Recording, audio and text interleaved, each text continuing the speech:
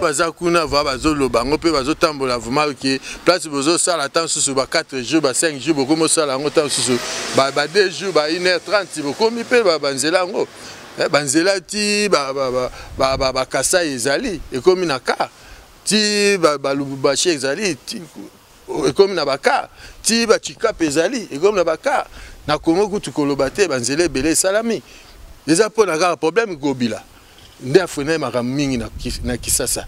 soki ezali problème à gobilate mais Kisasa nazo bisao des fois te vous en parlez.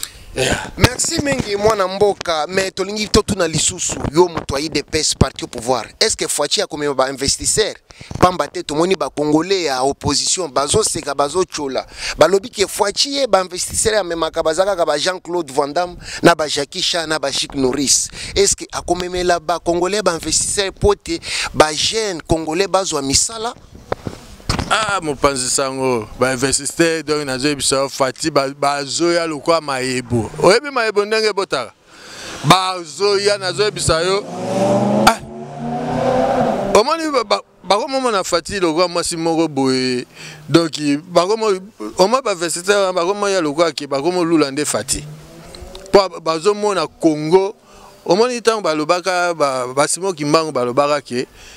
mutu mundu akoma mondele akoma mutu mwindu na moma o ba mindele nde bakomo yo kaposa okita Kisasa Congo mabele na biso ya bakoko bakomo yo kande ko kende kuna siko biso tozale pa ba mindele tokomo banga tokomo kima siko ba mindele tozonga na mboka na biso pote mboka na biso nde ba mindele bakomo mona siko ke vision ezande kotwana pa richesse eza kote wana. Aux emplois, ce que biso ba congolais, il fait tous réveiller. Pas ba comment y a le quoi maïebo, ba comment Lucas Félix, encore peu béton, il est pas à tête. Donc comment mon aveugle béton comment y a un esprit vous mandez il y a ces coups-là. Pas esprit béton zoa nango même il y a père il y a Vietiti, comment le canal Vietiti, n'esprit pas béton. Ah tu as fait. Merci mwana mboka olobi beton aza fait mais nini ezali makanisi na yo nini ezali moneli na yo sur opposition na kati ya République démocratique du Congo pamba te tomoni bakabwani parti moko ezo boya makambu surtout ezo salima neti cour constitutionnelle seni neti parti ya Moïse Katumbi na Fayulu bango baboyi mais tomoni parti mususu bandimi neti Adolphe Mozitu ya zondima nini ezali moneli na yo sur avenir ya opposition na République démocratique du Congo. Omoni parti ya Moïse aza congolais te. Moïse aza vena. Omo Adolphe Mozitu. Ye va pangi na munu. Do ye mona mboka. Omo ye déjà ki alongwa kabola na bango kala na premier mandat atikaka bango. Po amonaka ke vision za kuna te. Habité, il fallait na kenda ngai et pas mona mboka. O na ebi père na na ebi mère na ebi shebango. Pe ye pe Fati a ebi ngai. Tika na zonge pa na pour tout ça musala malamu kasi ba Moïse au moins Moïse yemo Moïse a ebisaki bino ki akowanga na père na été aza juif a mère na aza soki zambien siko est-ce ya ondima Fati yena nazo bomana peuple congolais Moïse au moins Moïse passeport nezo inspiré Moïse aza mutu fait au kangaye au moins Moïse kaka nenge mbila za kuna ba mbila na bazaliana na des taka Fati azo prêter serment azana dossier belé yé fait to kangaye au moins to kangi akokoma lokwa muchopi pe au moins pe mundele na yana donc au moins ngai naza ko tu bote ko le ka kutu Moïse le ki te biso ba kino to ba boga talana Moïse yé ta face ya Moïse aza kwa doki muselekete. Merci mingi mwana mboka Mexico bango Moïse na Fayulu bazo akize Adolphe balobike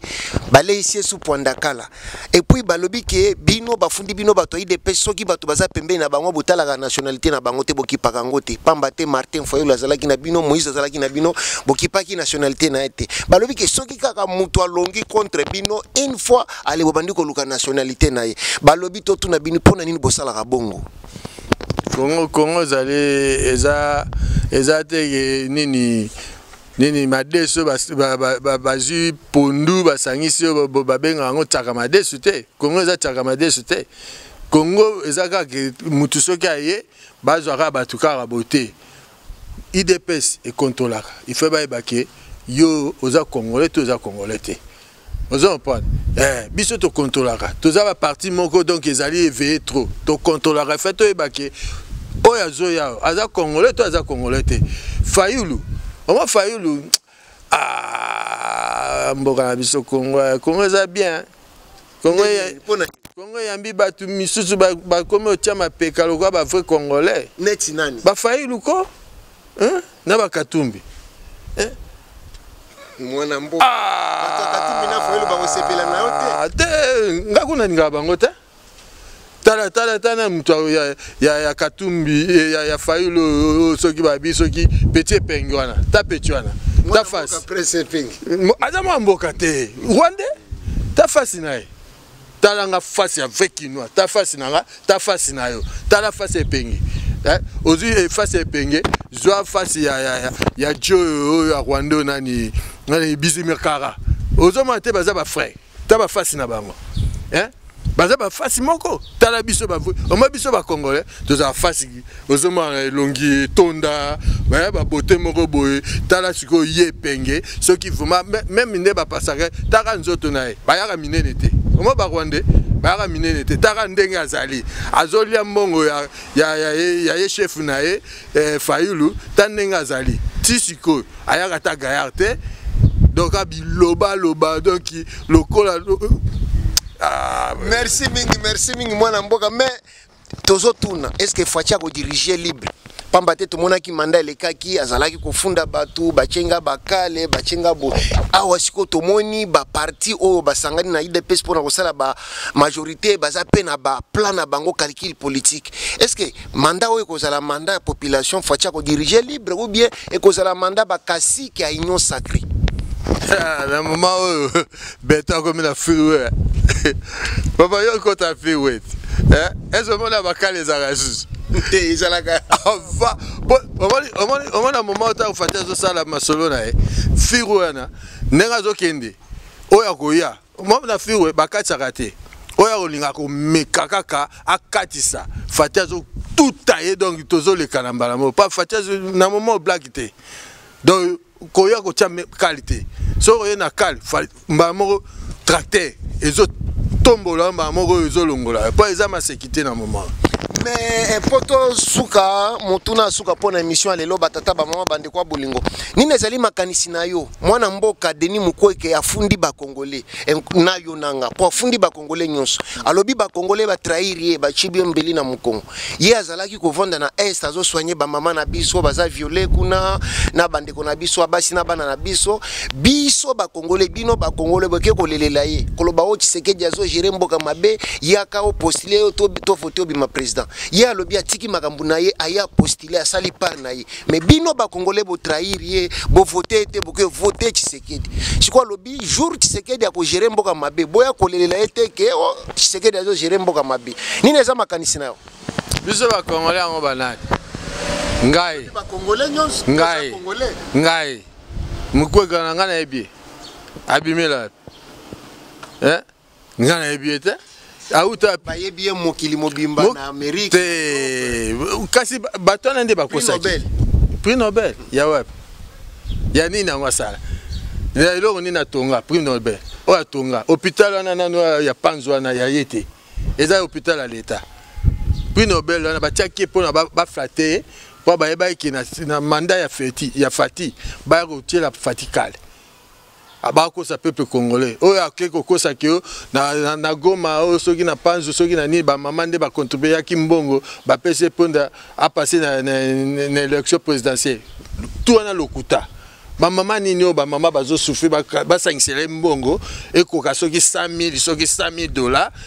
ta na pas ça ba mama baza kuna ya cheleki en tout cas peuple bo excuser pas kanda donc ils ont mata so ba tangina nga ba Mukwege ba tangina ba Fayulu ba tangina nga ba Moïse donc pesa nga méchant moko donc ceux qui n'ont ata na arme mais la beti bango vumado banguba pa nga za black te pa biso za vumado ngoma qui ba bien formé vumado qui tant afdel ekotaki biso ne monique tout ça qui libération ya kata Congo donc to ninga ba black te donc batwana bango ba yebi masolo te biso nde to souffrir na kata bakini wana na bakini wana to souffrir na nenga donc moi ba mouvance biso nde to sala bango ba masolo ebele to kena ba place ya musique ba massa misusu kutu ba bunga donc ba blague te na moment blague eza susté donc kini eza ya biso donc to bongisa kini masolo eza carré soko yena ba venti en tout cas tozo telemela bi botika fati kimia béton il y a dans moka a un esprit il y a bien biso peto ya un esprit ya bien to sungae pour avancer muto yo tele bakal en tout cas biso to telemela donc ils a beau.